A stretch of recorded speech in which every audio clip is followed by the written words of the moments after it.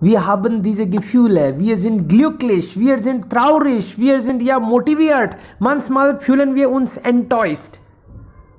Aber das ist ganz normal im Alltag. Aber wenn irgendwelches Gefühl länger dauert, dann ist das Problem. Wir sehen manchmal einige Länder verhalten sehr gut, sie scheinen Freunde zu sein, einige verhalten schlecht, aber dann in international, wenn wir sehen, in die Politik, also die Freunde werden manchmal Feinde, die Feinde werden Freunde und alles ist dann durcheinander. Aber wenn das für längere Zeit so aussieht und dann denken wir, okay, diese Länder sind unsere Freunde, sie denken immer positiv oder helfen wir immer wieder und wir sie auch, ihnen auch. Ja, natürlich. Also wir sprechen heute über China. Wie verhält das Verhalten von China? Also Schluss jetzt mit allem diese Sinnlosigkeiten. Ja, also Freunde, wer will damit beginnen? Natürlich, es gibt so viel, also in China auch positiv, wir können das nicht durch unsere Brille sehen, aber trotzdem, es gibt vielleicht etwas, das uns befürchtet. Es gibt vielleicht etwas, ja, da wir vielleicht nicht einfach, also vermeiden. Ja, Lata, bitte schon. Willst du was sagen? Oder noch jemand? Hallo, guten Morgen, Sir. Morgen. Guten Morgen. Also wir sprechen heute über China. Jetzt ist China. Ja, guten Morgen, Kuldeep. Guten Morgen. Drew ist auch inzwischen da. Ja, okay. Vielleicht inzwischen kommen auch noch einige. Irgendwann hatte Europa ein Gefühl, dass Amerika ist der richtige Gegner.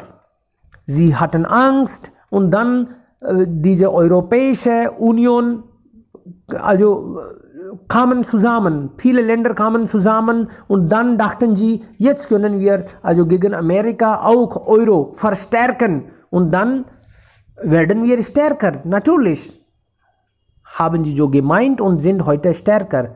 Also in die Welt. Nach Dollar, Euro ist also sehr wichtige Währung und da wird viel Geschäft gemacht. Aber inzwischen kam ein Riese und jetzt denkt Europa, dass China ist das Problem Nummer 1 für die Wirtschaft, nicht Amerika. So denken jetzt diese Europäer. Und wenn das nur ein wirtschaftliches Problem gewesen wäre, wäre das okay. Aber jetzt will China ja ökonomisch, politisch die Welt regieren. Und dann auch nicht positive Weise. Das haben wir auch bemerkt. Also für Sam, Dam, Dand, Bhed. Also für alle, durch alle diese Faktoren will China jetzt die Welt regieren. Und wir sind natürlich ja schon vielmal verletzt worden. Ja, bitte. Gaurav, willst du damit beginnen? Das Thema ist ein bisschen anders. Also vielleicht einige wollen zuerst nur hören. Das könnte sein. Also ja, dieses Thema ist sehr interessant und auch nahe meinem Herz, weil ich mag Politik und darüber zu diskutieren. Politik gibt mir auch viele Möglichkeiten an vieles zu denken und mit einem Krieg zu halten oder nicht ist eine wichtige Entscheidung, weil Krieg hat viele Kosten und auch viele Vorteile. Und wenn wir richtigerweise mit einer Person oder einer Nation gekriegt haben, vielleicht können wir viele Vorteile haben. zum Beispiel diese Kriegindustrie ist ein Arbeitgeber für viele Menschen in USA. Aber mit Indien ist es ganz anders. Wir haben zweimal oder viermal mit Pakistan gekriegt und damals haben wir viel Land gewonnen. Aber was passiert danach, war ganz dumm. Wir haben alles zurückgegeben und deswegen haben wir so viele Kosten zu uns gelassen. Und mit China geht das auch in diesem gleichen Fall. Und deswegen, dieser Krieg wird uns nicht profitieren. Und vielleicht als Indien haben wir wollten keine Respekt beherrschen. Das haben wir schon das ist ganz meine Meinung, dass mit Gandhi haben wir unser Respekt und Kultur schon verloren. Wir haben Ashoka, Krishna, Mahabharata, Rama, alles vergessen. Und sagen wir immer gegen Gewalt. Aber Gewalt ist auch eine Lösung. Und manchmal sollen wir Gewalt als eine Lösung akzeptieren. Und dann Gewalt muss man mit den Regeln spielen. Gewalt hat auch ihre eigene Regeln. Und wenn wir diese Regeln nicht akzeptieren wollen, sollen wir Gewalt auf jeden Fall vermeiden. Ob es meint auch unser Respekt zu aufgeben und meint es auch unser Land zu aufgeben. Danach nicht, wer die mit der Regel nicht spielen wollen, muss alles verlieren. Und India hat es schon mit Pakistan gemacht und ja, deswegen wird dieses Krieg auch uns nicht benefitieren und vielleicht wie eine Bevölkerung haben wir eine schlechte Konzept des Landes und wir verstehen gar nicht, was ein Land meint, und was Respekt ist.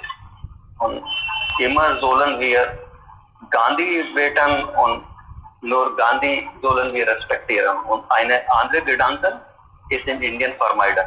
Und wer hat eine andere Gedanke in Indien, ist wie ein Antinational. Oder er ist immer eine dumme Person. Und deswegen, okay, was geht. Mir ist es egal. Immer egal. Was in Indien passiert ist, das ist meinetwegen ganz dumm. Alles klar. Okay. Klar, Sie haben recht. Also, vielleicht Krieg könnte Frieden dienen. Ja, Kunal ist auch da inzwischen. Hallo Kunal, was denken Sie? Worum geht es heutzutage? Ja, bitte schon. Guten Morgen zusammen. Vielleicht diskutieren wir über China. Was können wir gegen China machen, damit wir die Grenze-Dispute oder Border-Dispute beseitigen? Ich denke, dass China ist wie eine starke Nation und auch sehr, sehr talentiert, sehr stark, sehr mächtig im Vergleich zu Indien. Und wir wissen, dass China ist sehr, sehr stark und das ist die Realität und die Wahrheit, das müssen wir auch akzeptieren. Wir können nicht gegen China einen Krieg erklären. Wir nicht in diesem Zustand. Weil der Zustand in Indien im Moment ist sehr, sehr schlecht. Wir haben nicht genug Lebensmittel für die Einwohner hier und das wurde schon bewiesen. Eigentlich Premierminister Modi hat auch angekündigt, dass 80 Crore Menschen benefitieren von diesen Konjunkturprojekten. Ich meine Konjunkturspaket, Economic Stimulus Packages. Und das war die Realität. So, das bedeutet, 80 Crore Menschen sind leiden an Armut und sie können nicht regelmäßig ihr Brot und Butter arrangieren. So, wenn so große Zahl der Einwohner in einer Nation so schlecht beschädigt ist, wie können wir über den Krieg denken? Nach meiner Meinung. Das ist doch okay, wenn China macht etwas schlecht, natürlich, wir sollten uns schützen. Ich sage das nicht, das sollten wir nicht machen. Nein, das ist die letzte Option. Aber bevor Krieg, wir sollten auch andere Optionen auch suchen. Sonst wäre die Situation besonders für die Indien sehr, sehr schlecht. Das denke ich. Klar, Sie haben recht. Also wir müssen alles in Betracht nehmen und nicht einfach Krieg führen. Natürlich haben wir auch nicht in der Vergangenheit sowas gemacht. Aber Sie haben recht. Aber wenn wir also führen müssen, dann müssen wir auch dann Herausforderung akzeptieren. Ja, okay. Wer ist jetzt dran? Will jemand noch? Eigentlich, also viele von uns ja auch denken, dass also Chinas Verhalten gegen Indien ist ja problematisch. Aber dann, es ist nicht nur Indien eigentlich, das ist nur ein sehr kleiner Teil. Es gibt viele zahlreiche Nationen, die Probleme mit China haben. Es gibt vielleicht Vietnam, Myanmar, Malaysia, Brunei, Philippinen. Es gibt viele. Und dann Krieg ist für Südchina. Ja, es gibt Südchina See, also Ozean kann man auch sagen. Dann da ist vielleicht ein großes Problem.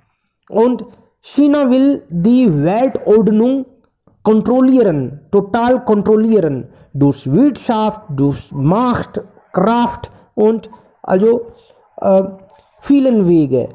Ja, leider. Oh. Ich muss Kunal ein bisschen widersprechen. Bitte schon. Kunal hat ja recht gesprochen, dass in Indien haben wir viele Probleme. Zum Beispiel, es gibt Armut und es gibt auch ein Problem, Mangel des Bildungssystems und wir haben viele Probleme. Aber diese Probleme hat Vietnam auch. Aber diese Vietnamese Leute haben ein Ideal von Shivaji und sie respektieren Shivaji und sie waren auch eine kleine Nation.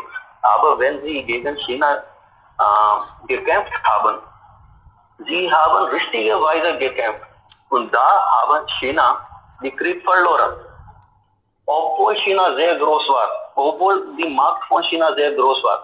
Aber warum sage ich das? Wir sollen nicht reden, weil wir verdienen nicht. Wir sind so dumm, dass als eine Nation, wir respektieren nicht, was wir verdient haben soll, dass wir haben eine große Wirtschaft und wir haben eine große Bevölkerung und unsere Bevölkerung verdient auch Respekt. Aber nein, wir sollen bekannt werden.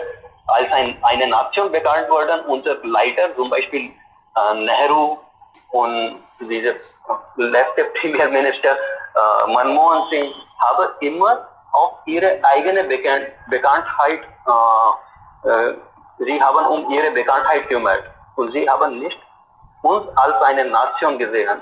Modi sieht uns als eine Nation, aber er ist auch nicht von diesem Problem. Er hat dieses Problem nicht gelöst. Und dieses Problem ist jetzt wie eine Krankheit. Es leidet uns und wir denken nicht, dass wir als eine Nation, wir sollen unsere eigenen Vorteile und unsere eigenen Gedanken haben, was uns benefitiert und was uns profitiert und was nicht. Es gibt keine Freunde oder Feinde. In der Welt gibt es nur Interesse und Interesse verbindet alles. Und Pakistan hat auch diese Gedanken und er hat schon es realisiert, dass ihre Interesse sind gegen Indien. Und deswegen in 1959 hat er ein Stück des Landes zu China geschenkt, ihre Freundschaft zu haben. Aber wir haben nicht gelernt. Wir haben Bangladesch Freiheit gegeben, aber die Freundschaft haben wir nicht. Und was passiert? Wir sollen diese Optionen erwerten. Was wird passieren, wenn wir einen Kampf mit China haben wollen? Dann vielleicht verloren wir unsere Soldaten, verloren wir unser Geld und danach geben wir alles zurück.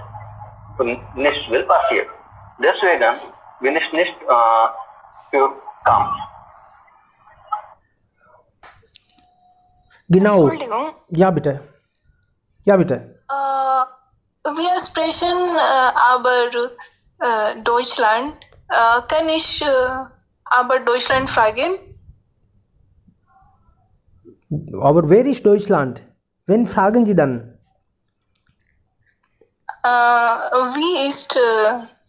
Wie ist die also Beziehung von China und Deutschland? Meinen Sie das? Also Relationship of Germany and China? Meinen Sie das? No. Also ich will aber Deutschland auf der Economic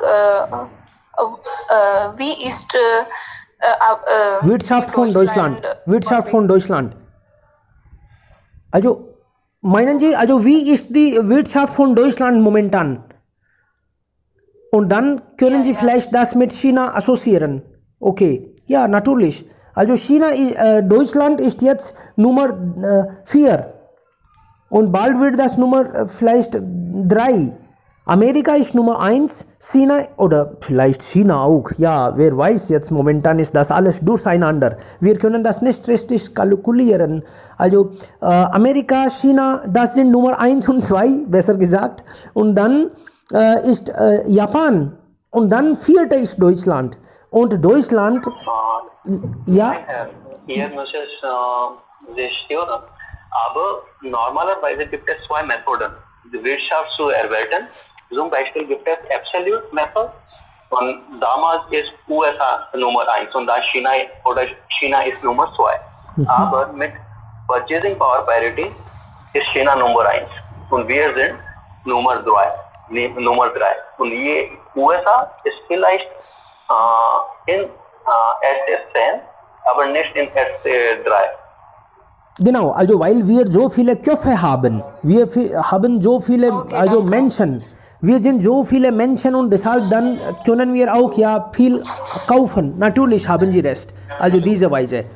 Aber dann Wirtschaft bedeutet, diese großen Firmen machen so großes Geschäft weltweit und dann Deutschland und China haben sehr gute Verbindungen. Die beide sind sie beide verdienen so viel und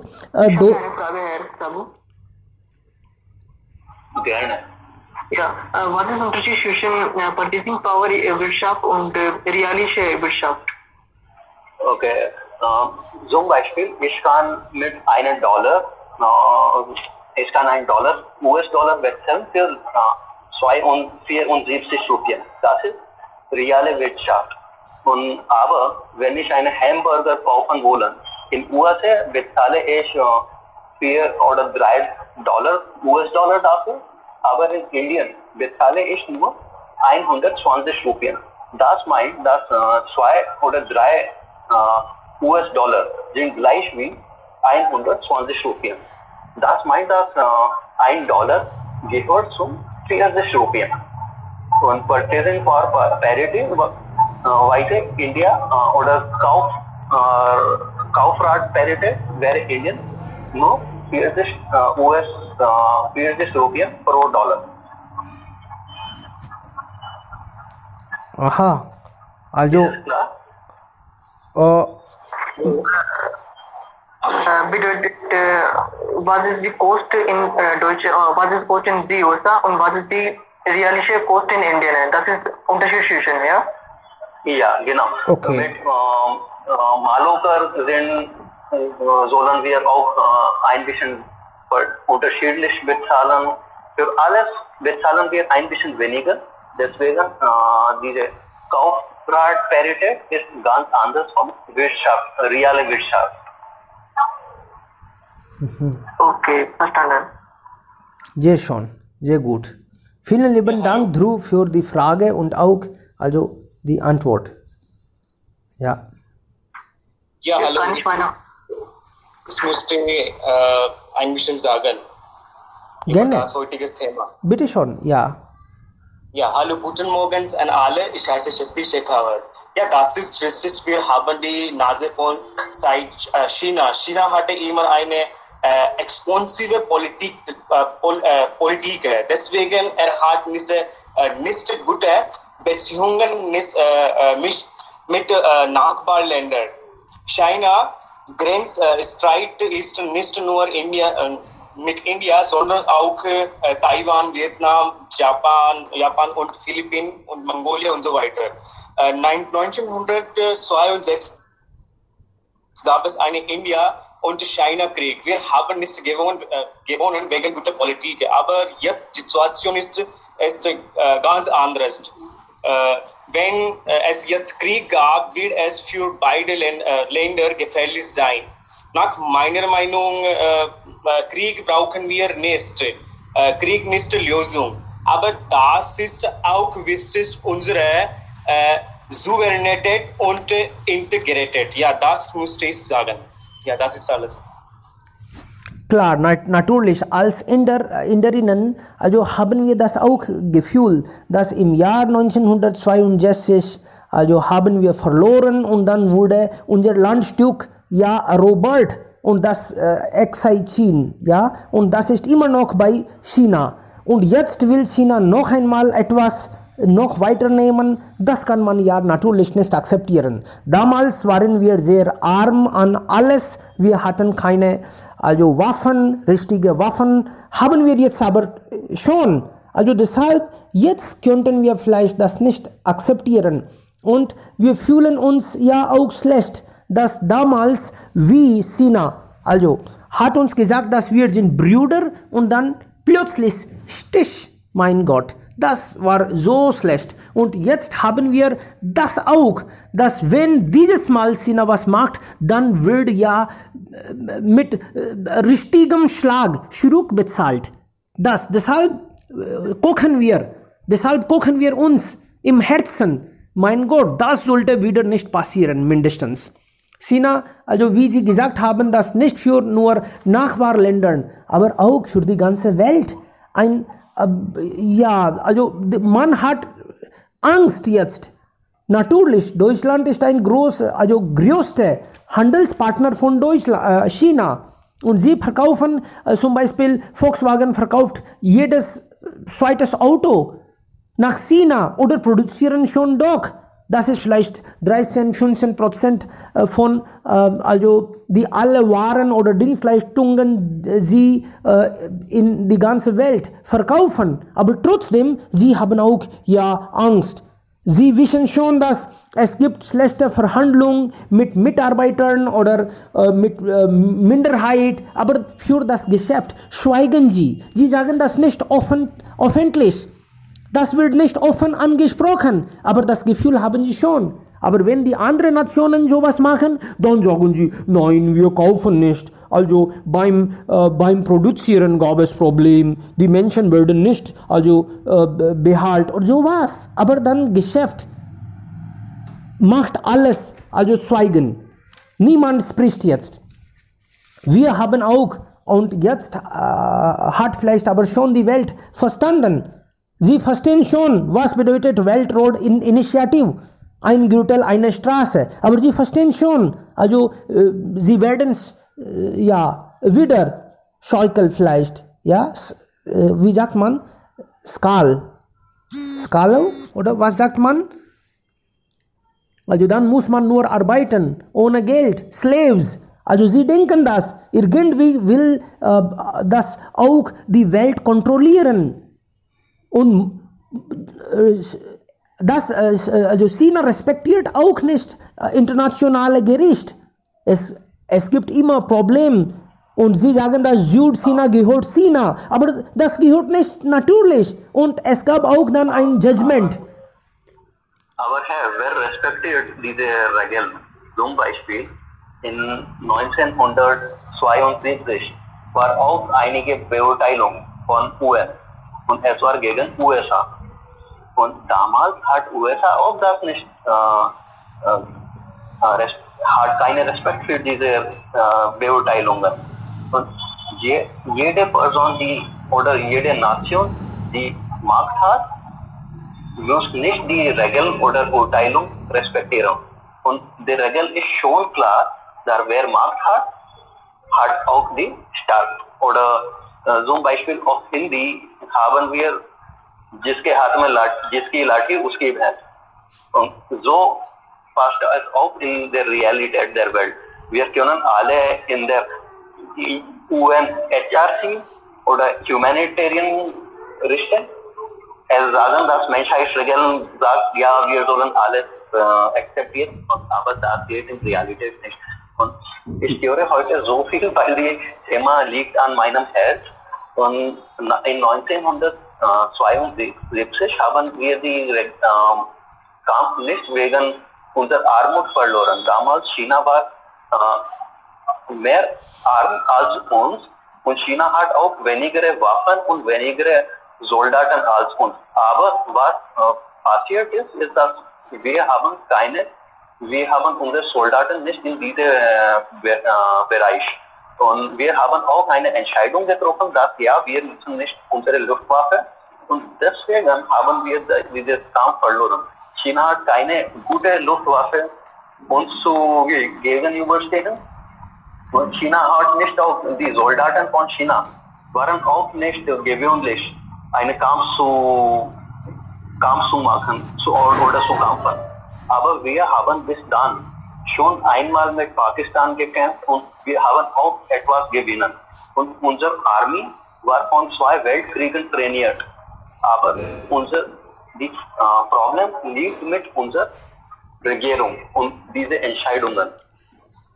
Und ja, China hat dann profitiert davon. Das ist, ja, Sie haben recht, natürlich, das ist auch richtig, dass niemand respektiert die Welt, wenn man mächtig, kräftig ist. Aber wenn es also an uns geht, ja, dann könnten wir nicht für immer schweigen. Wenn es um Doklam geht, dann wissen wir schon, das ist nicht nur um Doklam. Durch Doklam will das uns kontrollieren. Dann will vielleicht unser Chicken Neck weg. Das wissen wir schon. Deshalb haben wir ja für Doklam, ja, wir waren bereit zu Hause auch. Bei uns zum Beispiel ein Bruder von uns oder folgt das Hausregel nicht. Das geht schon manchmal. Papa versteht auch. Manchmal Papa sagt und was vielleicht nicht richtig ist. Wir akzeptieren auch, okay, ist Papa, dann müssen wir auch ja gehorchen. Manchmal auch, wenn nicht recht hat. Aber wenn es zu viel ist, wenn wir Nase voll haben, dann sagen wir auch Papa, das geht nicht, jetzt haben wir Nase voll, das geht jetzt nicht weiter. Wir sagen, wir müssen irgendwann ja vorne kommen. Die Welt respektiert vielleicht nicht, aber wenn das an uns kommt, wenn wir wissen, jetzt tanzt, diese Mäuse tanzen dann auf dem Tisch, und wir müssen das Frieden verlieren. Wenn es direkt an uns kommt, dann müssen wir auch vorankommen.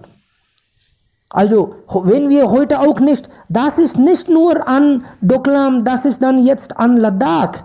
Und dann nicht nur hier in Iran, ist da.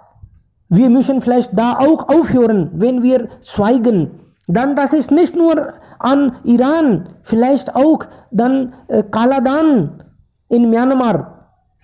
Wir finden neue Wege, damit wir auch bereit sind, wenn irgendwann vielleicht Chicken Neck nicht dabei ist, dann müssen wir vielleicht andere Wege finden. Und deshalb hat vielleicht unser Premierminister irgendwann Israel. Wie hieß er? Indra Kumar ist, ja? War es Israel oder was? Genau. Hat damals gesagt, dass wir sollten nicht an nur Europa oder USA denken. Wir sollten auch unsere Nachbarländer, die im Osten sind, wir sollten unser Geschäft hier auch führen. Damit irgendwann, wenn China aggressiv ist, dann mit Hilfen von unseren Nachbarn können wir irgendwie kontrollieren. China will, das Problem ist, China will diese Weltressourcen nutzen, nur für sich nutzen. Und deshalb kommt das, also Welt, Straße oder alles. Das ist das Problem. Wenn alle nutzen, alle genießen, ist dann schon okay. Oder?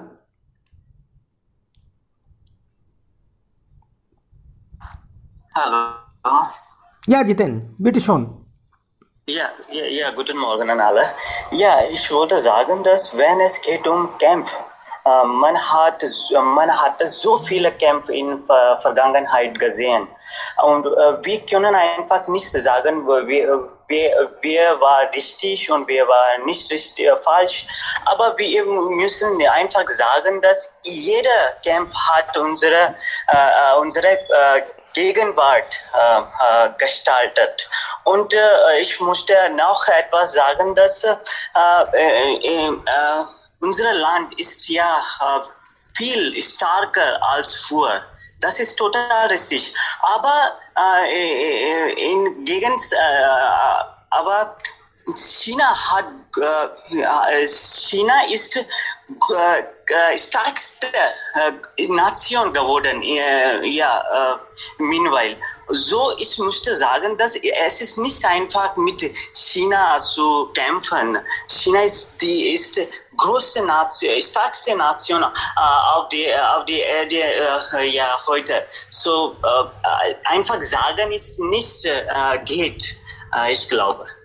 Du hast recht, es ist leichter, also leichter gesagt als getan. Wir sind nicht in der Lage, direkt einen Krieg zu führen. Okay, wir können vielleicht auch nicht richtig verteidigen, aber jetzt vielleicht schon ein bisschen. Stark sind wir auch geworden, aber wir können das nicht einfach, also wir können nicht schweigen. Die Weltordnung wird gestört.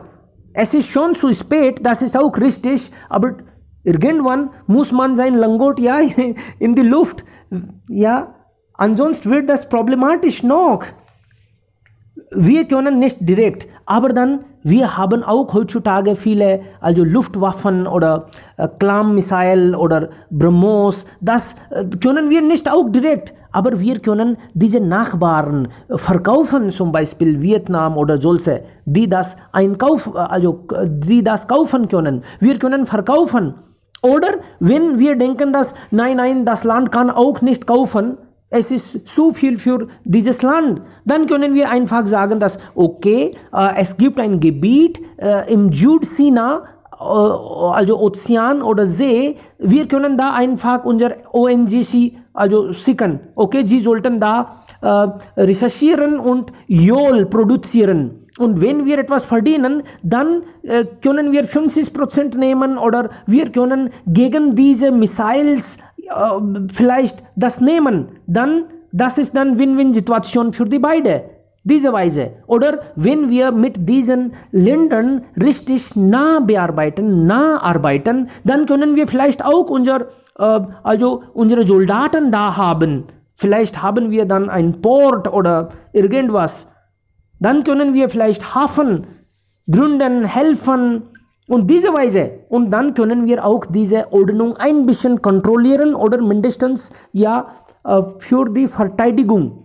Dann weiß China schon, okay, wenn es so wie du mir, so ist dir. Dann versteht das vielleicht. Nicht direkt einen Krieg, aber indirekt muss man was machen, oder? Ja, in dieser Seite, unsere PM hat sehr gute Arbeit gemacht, ich glaube, mit so viele Freunde haben, zum Beispiel Israel jetzt haben sehr gute Relation mit, wir haben Verbindung mit Israel, das ist sehr gut. Wenn wir haben so viele Freunde, zum Beispiel Amerika und Russland auch, dann eigentlich, das wäre nicht einfach für China direkt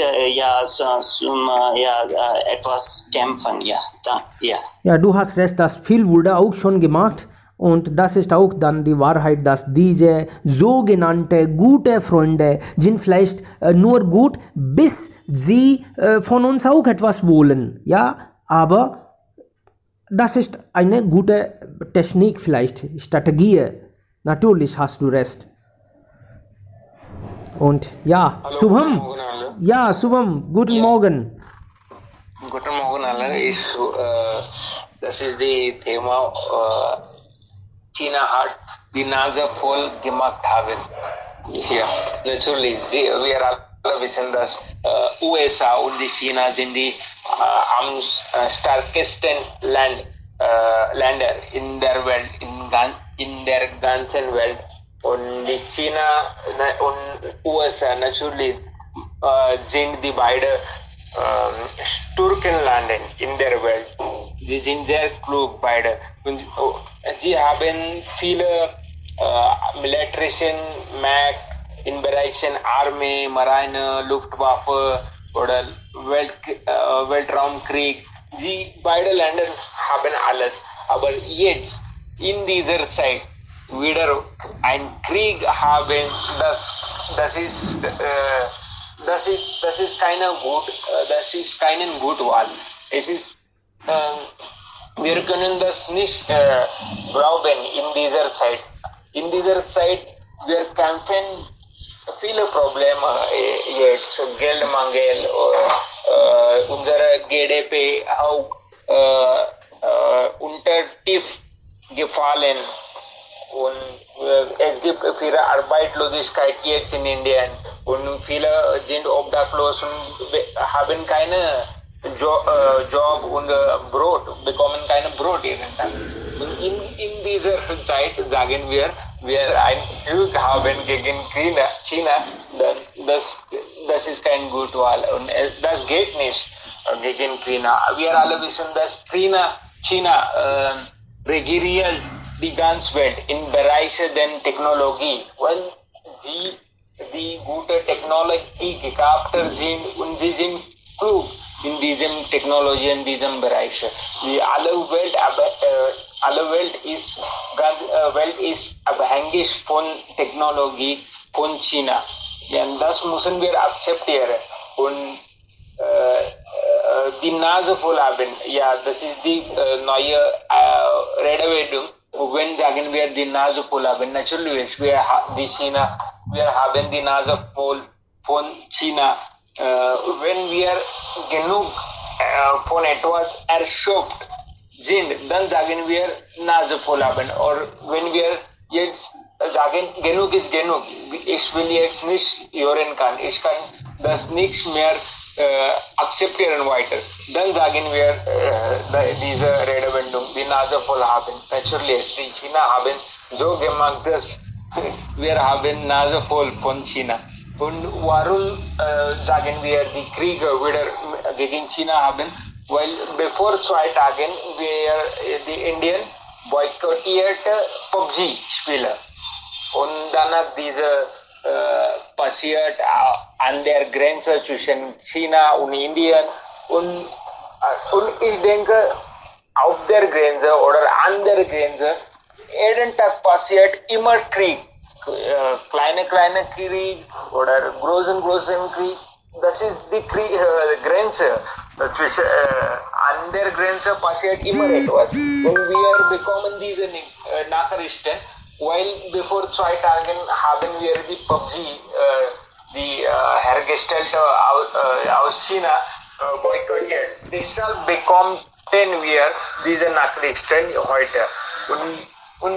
Aber auf der Grenze Krieg passiert, das ist normal. Jeden Tag passiert immer etwas.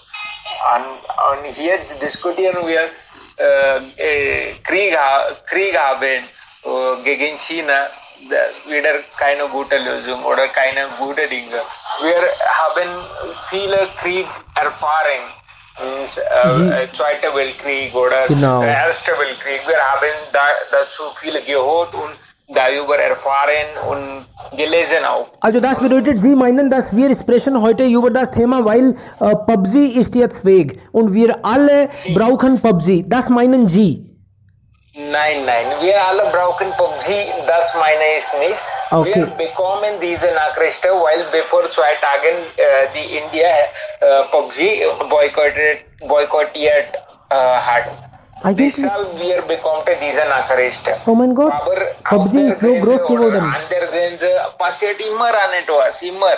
unsere Grenzposten sind schon da und Grenzposten aus China sind schon da und immer Krieg, immer etwas Alles passiert. klar. Also das bedeutet, Sie meinen, dass es gab schon viele Kriege in der Welt, niemand hat benefitiert. Also wir sind auch nicht in der Lage, einen Krieg zu führen oder uns zu verteidigen. Also es ist schon okay, wenn noch ein Landstück, also wenn China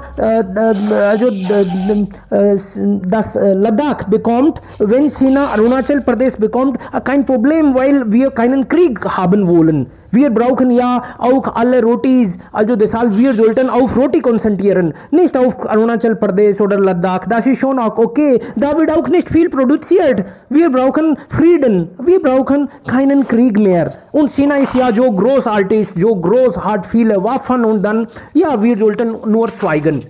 Aber wir sind dagegen, weil PUBG. Wir brauchen eigentlich PUBG dann. PUBG und Bubbly, die brauchen wir. Und wir brauchen keine diese Landstücke. Sie sind ja nutzlos. Meinen Sie das? Nein, wieder Sie haben etwas Ich habe vielleicht falsch verstanden. Aber dann was? Ja, Also ein Sie Druck haben ist bekommen vielleicht habe. Anderes. Ja.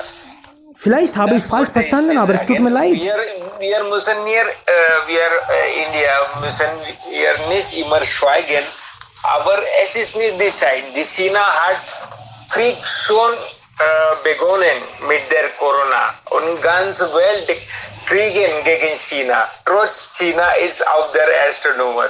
Ganz Welt kriegen. Nein. Also China ist auf Nummer 1 bis heute. Ja, aber das bedeutet nicht, dass auch nächste 25 Jahre bleibt er Nummer 1.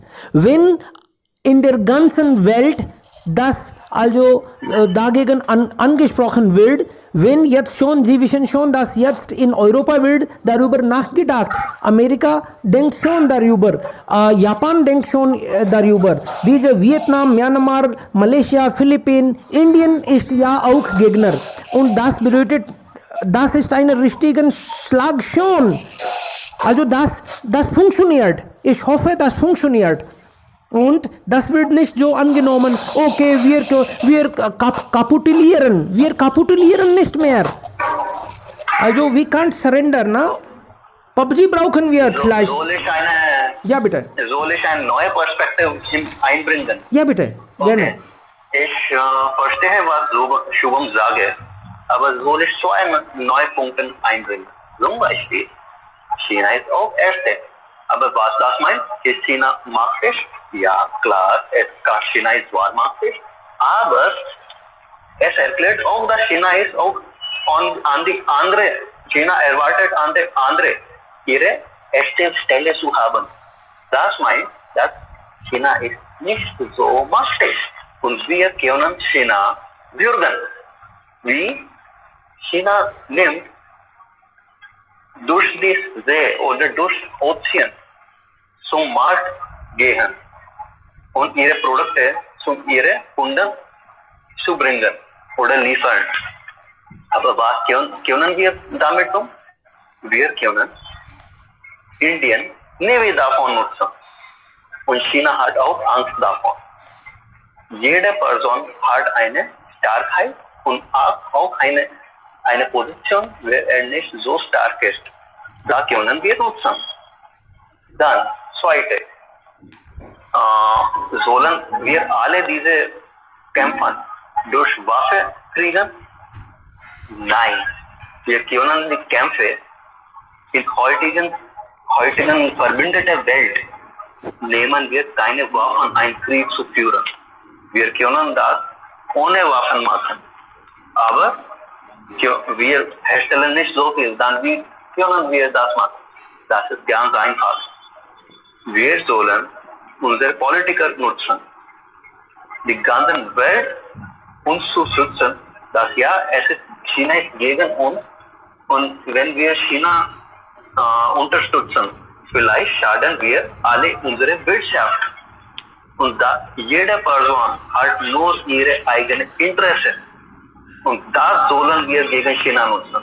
Ohne Waffen, ohne Herstellungskapazität können wir alles schaffen. Und was die Macht China hat keine könnte nicht etwas beeinflussen davon. Alle sind gegen China, alle sind für ihre eigene Interesse. Und das sollen wir nutzen. Das ist die Starkheit, wir sollen hier halten.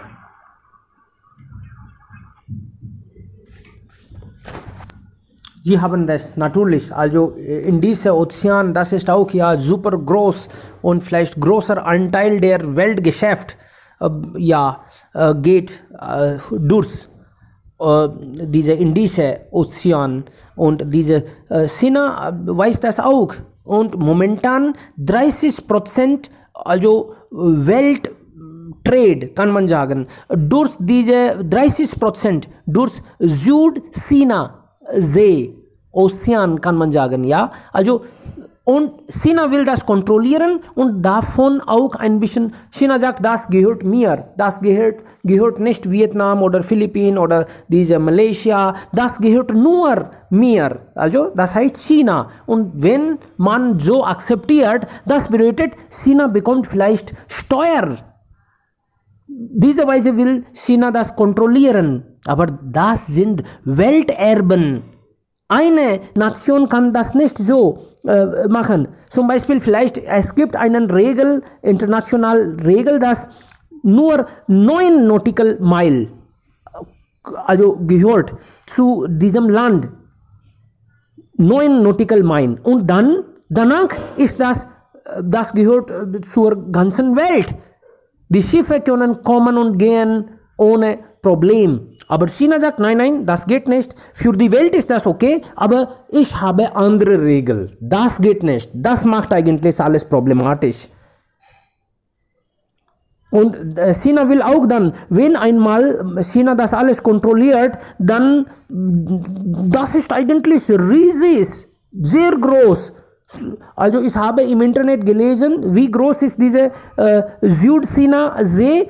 Das ist eigentlich 36 Lakh Kilometer Square Feet, mein Gott. Also, und da gibt es dann so viele Benzin und andere Ressourcen, Gas und alles. Das will eigentlich China für sich nutzen, ausnutzen. Ja, das ist. PUBG ist ja nur Luft, das ist nichts. Ja. Ja, ich stimme dazu total, was Sie gerade gesagt hat. Aber ich musste sagen, dass wenn wir sagen über PUBG und andere Technologie, wir müssen verstehen, dass das ist nicht mit Regierung zu tun oder einer Nation zu tun. Aber jeder Bürger hat eine Rolle zu spielen. Nach PUBG-Verbot so viele Bürger sind nach eigene Regierung etwas sprechen. Das geht nicht. Wir sollen zusammenkommen, etwas zu schaffen. So das zeigt unsere Schwachheit, dass wir sind nicht Eigenheit oder sowas. Solidarität brauchen wir natürlich als Bürger und ich denke, das ist auch kein Problem. Ich denke nicht, dass viele wegen PUBG gegen die Regierung sind. Das finde ich ja sehr lächerlich und komisch. Wie kann es sein? Einige Jungen, die vielleicht ohne Kopf sind, können sowas denken. Aber die meisten denken schon, das ist schon okay, wir brauchen kein PUBG. Wir brauchen jetzt, wie sagt man, Atmanirbhar Bharat, da müssen wir unsere eigenen PUBGs entwickeln. Das ist ein Spiel, nur ein Spiel. Wir haben es schon entwickelt. Akshay Kumar bringt etwas, ja? Was sagt? Letzten Sonntag haben wir schon 4G. Genau. Das war eine Applikation, die von Akshay Kumar gegründet ist und davon geht 20% der Vorteil zu den Familiensoldaten. Das ist interessant. Das ist schon. Und da haben wir schon am letzten Sonntag gegründet und was sagen wir auf Deutsch, launched? Das habe ich jetzt momentan vergessen. Aha. Veröffentlicht. Veröffentlicht. Gut, also wir haben das ja gebracht. Und nur weil PUBG weg ist, dann hatte man Mut. Und andere solche Apps kommen auch. Natürlich, sie kommen schon. Aber Mut ist, Solidarität brauchen wir auch. Und ich denke, diese Jugendlichen von Indien sind nicht so dumm. Sie verstehen alles, sie wollen alles genießen. Wenn es aber an die Nation kommt, dann haben wir Solidarität. Wir kriegen, wir führen auch manchmal Kriege oder vielleicht also gegen Maharashtra ist gegen Rajasthan oder Bihar oder solche Sachen sind schon da im Lauf.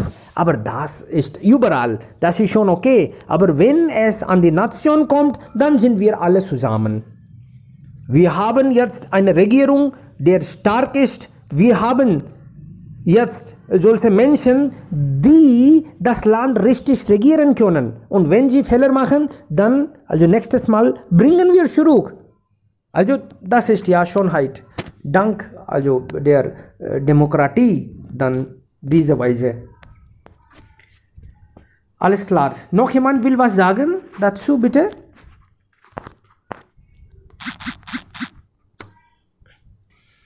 Okay, alles klar. Also wir können Krieg ja führen, das ist momentan kein Problem.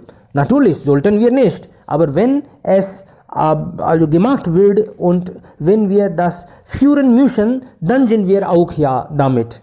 Kein Problem. Wir Jugendlichen, wir können das einfach nicht akzeptieren. Kapitulieren wir nicht. Also und dann jetzt, es gibt schon diese Produkte von China werden ja ungern akzeptiert, könnte man sagen. Wir haben das nicht also total abgesagt. Wir können das auch nicht, leider. Wir sind nicht so reich, alle. Aber trotzdem, wir nehmen das ungern, nur weil wir keine Wahl haben. Aber irgendwann, wenn wir auch Wahl haben und das indische Produkt auch gleich kostet, dann vielleicht bevorzugen wir in dieser Produkt.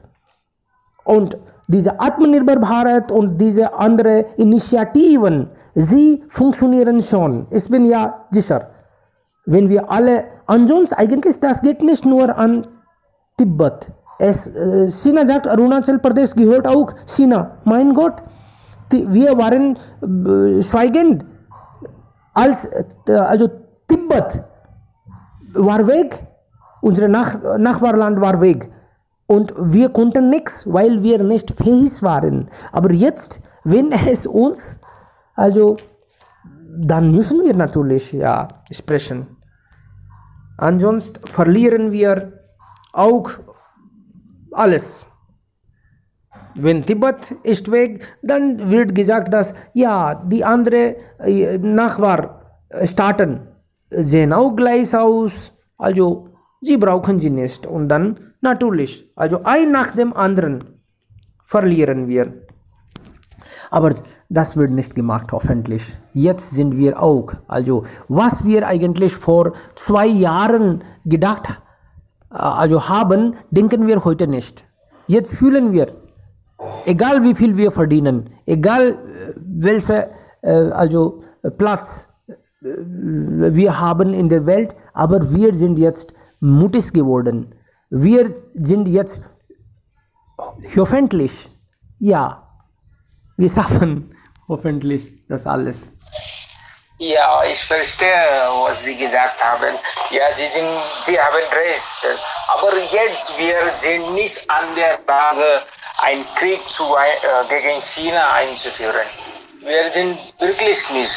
Wenn wir wollen Krieg gegen China machen, dann daher wird Indien in diesen Krieg verlieren. Natürlich, aber dann was machen wir? Aber was machen wir, wenn ein Krieg von China geführt wird?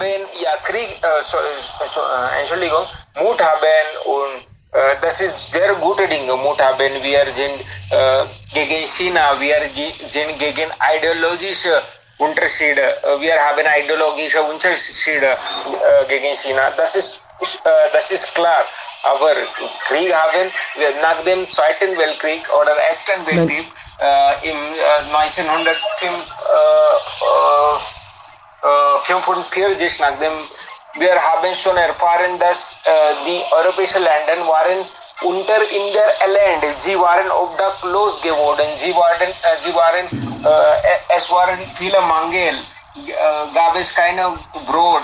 Natürlich, Sie haben recht. Also, Sie kommen aus Maharashtra. Krieg benefit niemals. Ja, Krieg benefit niemals. Natürlich. Also, Sie kommen aus Maharashtra.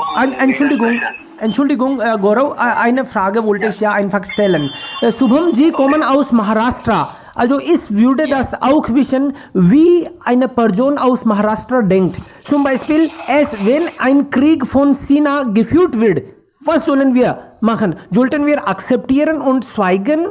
Das ist schon okay, Sie brauchen Ladakh, okay, kein Problem. Was sollten wir dann machen? Krieg brauchen wir nicht, da haben Sie recht. Aber was machen wir? Was sollten wir machen? Was sollte diese unsere Regierung machen, wenn Krieg geführt wird von China-Seite? Bitte.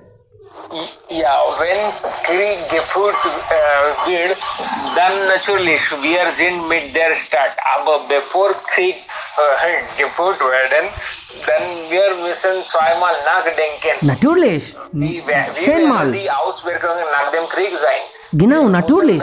Dazu nachdenken. Natürlich haben Sie recht. Benefit niemals. Und wenn wir als Person oder Bürger der Maharashtra oder Indien sehen, dann ich bin mit der Stadt, ich bin mit meinem Land. Genau. Ja, aber ich gehe wirklich nicht an der Grenze mit dem China zu kriegen. Natürlich nicht. Ja. Unsere Grenzpolizei sind da, unsere Soldaten sind, was militärischen Armen sind da. Sie sind da, Natürlich, das wollte ich hören. Ja. Als Staatsbürger, was kann ich tun? Natürlich. Mit der Ideologie, ich bin einverstanden mit der Ideologie von India. Ja, ich bin Patriotismus, ich habe Patriotismus. Natürlich. Also Uddhav Thackeray oder Ashok Gehlot, Sie sind heute da. Morgen haben Sie vielleicht anderes Gedanken. Sie sind schon okay da, aber Sie sind da auch wegen uns. Wir sind für die Staaten, also Land. Vielen lieben Dank. Und Gaurav, du wolltest was sagen? Ja, bitte? Ich möchte einige härtere Fragen zu Shubham stellen. Oh mein Gott, okay. Shubham. Ja, Shubham, es tut mir leid, Shubham. Ja. Shubham, stell dir vor, wie viele Teile Indian hat von Weltwirtschaft in 1680 und wie viel hat Großbritannien? Weißt du das? Ja, ich habe gehört. Ich weiß es nicht, was du in 1680, 16. Jahrhundert, Indien hat 23% der Weltwirtschaft und Großbritannien hat nur 2%.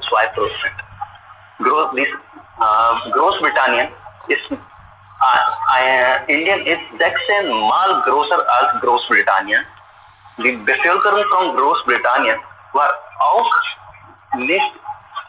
Indien hat 10 Mal Bevölkerung als Großbritannien, aber Großbritannien hat Indien für 200 Jahre beherrscht.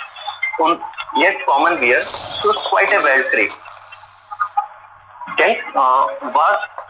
Was denkst du an Japan und China als Vergleich?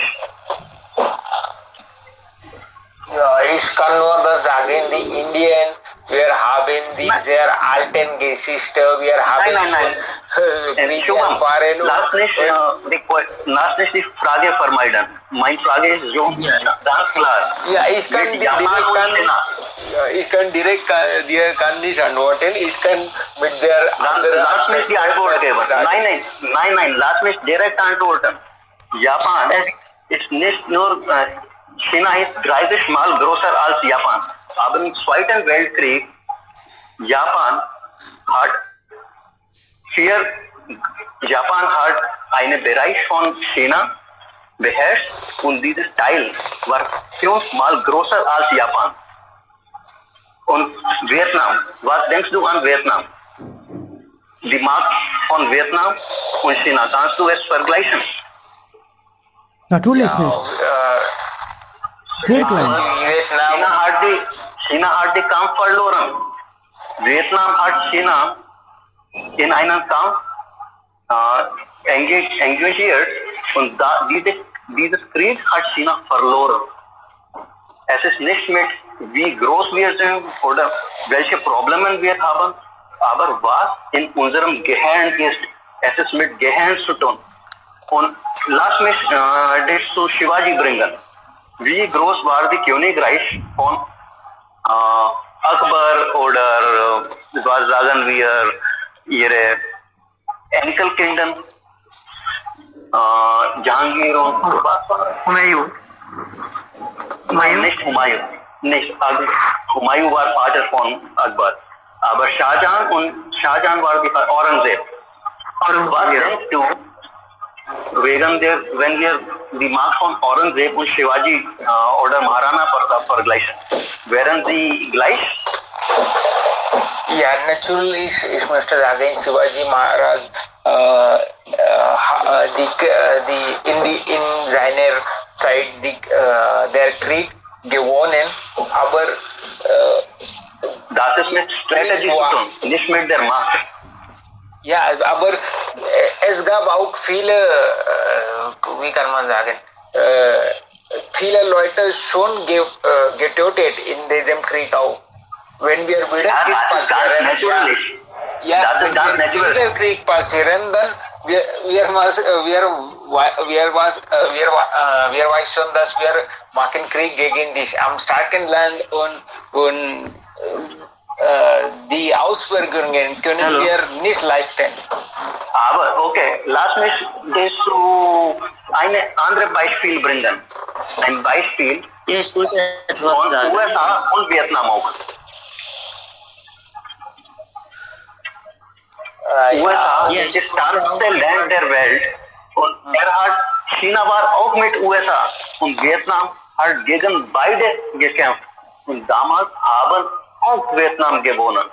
Das ist mit Strategie und Gedanken zu tun. Okay, Gehlot. In unserem Gehirn haben. Ja, guter Beispiel. Gehlot will auch was sagen. Bitte schon. Also Freunde, wir haben manchmal heiße Diskussionen. Also das bedeutet nicht, dass wir nicht mehr Freunde sind. Also manchmal wegen dieser heißen Diskussion, wir sprechen, wir versuchen gut uns zu äußern. Das ist sehr gut für die Sprache. Okay? Also bitte nicht so persönlich nehmen. Ja, wir sind alle reif, nicht persönlich nehmen. Das ist gut für unsere Sprache. Okay, Gehlot. Das war nur die Frage. Das war nur eine herausfordernde Frage. Ja. Ja, ich stimme total das, was Gaurav gerade gesagt hat. Und ich wollte sagen, dass wenn wir einen Krieg führen, das ist nicht mit nur Waffen zu tun. Das eigentlich, ich war eigentlich falsch in dieser Seite, aber jetzt, es ist mir total klar, es ist mit Strategie zu tun oder sowas andere Dinge zu tun. Nicht nur mit Bevölkerung oder so diese Menge von Soldaten zu tun. Das ist mit so viele andere Dinge zu tun. Danke. Alles klar. Vielen lieben Dank, Freunde. Das war ja wunderbar. Also, unser jetziger Premierminister, der aus Gujarat kommt, schafft vielleicht das gute Weise. Wir hoffen. Und dann, das heißt, wir können einen Krieg führen. Danke. Oh nein, vielen lieben Dank. Das brauchen wir vielleicht nicht, aber dann für die Sprache, wir führen jetzt Krieg gegeneinander und wir sprechen und das ist gut für unsere Sprache. Ja, danke schön, Freunde. Sie haben sich so heiß ausgedrückt und das war wunderbar. Also, Entschuldigung, Shubham, ich dich beschädigt habe.